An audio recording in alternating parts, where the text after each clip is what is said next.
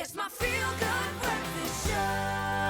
This is your Feel Good Breakfast Show, Espresso on SABC3. Now, as we all know, the economic impact of COVID-19 continues to be felt and will most likely be felt for a very, very long time to come.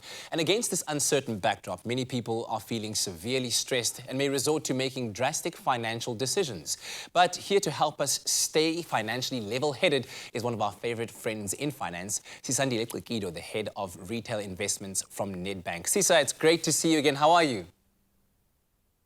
I'm great, thank you. And thanks for having me. Morning, guys. So nice to see you guys again. Thank you. Now we know that COVID-19, of course, has had just such a massive impact on, the broader economy, but also on businesses and people at the very smallest level. But can you offer some insight and maybe some knowledge into what is currently happening emotionally and financially from a South African perspective? So there's this report that I read recently by a research house called Kantar, and they are estimating that South Africans who are afraid of being impacted financially, or at least considering the financial impact of COVID, the percentage is sitting at 83% versus the global average of about 75%. So South Africans are worried. So whether it's a salary cut directly or completely losing your salary, or having your spouse or sister or someone who is closely linked to you losing their salary, and that will then impact you because you then have to support them, it becomes that kind of a ripple effect. So I think a lot of South Africans are worried of being impacted because they will be impacted even if it's not directly. Oh, yeah. Now, given that people are so stressed, how do we ensure that we don't make drastic financial decisions now that will affect us later? I think I always have this conversation with people about storms, right? When you don't know when the storm will pass, sometimes you just need to sit tight and let it rain. And when it's done raining, you kind of find the rainbow again and kind of find your rhythm again. And I think we're all in some kind of storm right now, whether it's emotionally, financially, or just feeling out of rhythm. And sometimes you just need to keep going and focus on the goal. If your finances haven't been impacted, you're one of the lucky ones.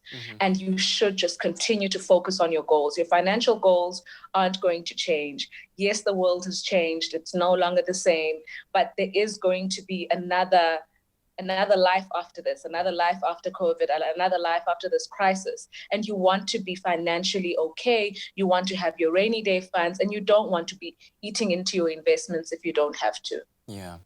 Talk to me about the advice that you have for people in order for them to budget more strategically and economically during this time. I think it's very important to have a budget review. And I usually say every 3 months, but I think the last 3 months of our lives have been such a roller coaster that one should perhaps even do it maybe every two months or even monthly, to have a view of what it is you are saving on versus how much you're earning. So if you aren't like me, for instance, I'm working from home, so I'm saving quite a bit on petrol, right? And I know some of my colleagues are too, but a lot of those colleagues also have families that they need to feed, so they need to buy groceries more often. So it's very important to keep track of what it is you're spending versus what it is you're earning. So it's very important, again, to keep your mind on the goal, or your eye on the goal, that you don't stop your 50-30-20 rule. If you have a pie, 50% of that pie should be going to your essentials. So your rent, your bond, your car repayments, etc. 30% of that needs to go to some of your wants and your shopping, etc. But 20%, if you still can, of your gross income, please do try and save or invest that and put that away, or at least service your debt. Yeah. Now, at such a time as this, when things are a little bit more, in fact, considerably more difficult, if someone feels that they have no choice but to dip into their savings or investments, what advice do you have for them there? Katlego, I'd say unless it's absolutely necessary, like you're saying, it's absolutely necessary. You can't do without it. It's either child school fees or it's medical bills or something that's really, really necessary.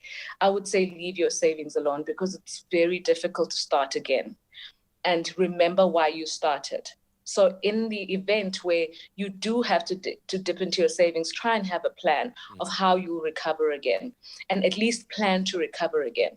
And also, don't be so hard on yourself. If you do need to go into your rainy day fund, that's why you've got it. Yeah. That's why it's important for us to have rainy day funds for situations like these, where we're faced with a situation we've never been faced with before, financially, emotionally. We don't know what's around the corner, and it's important for us to have a little room to wiggle around when things get this tight. So I'd say dip into your funds, try not to deplete your funds unless it's absolutely necessary, and try and have a plan to recover.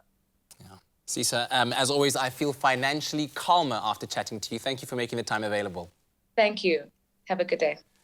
Well, there's an opportune time for you right now to sit with your money and see where you can save and make those budget cuts today if you can.